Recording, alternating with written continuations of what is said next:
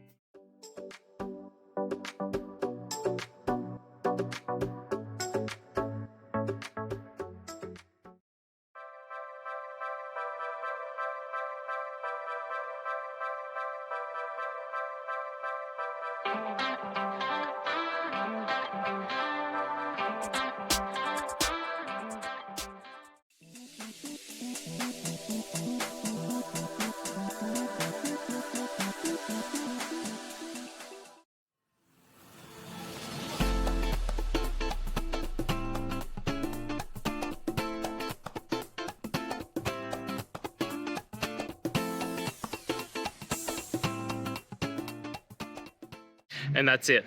I hope this video has helped you get through to that resolution that you're looking for. If it did, please hit subscribe. And until next time you need technical help, I hope you have a good one. Cheers.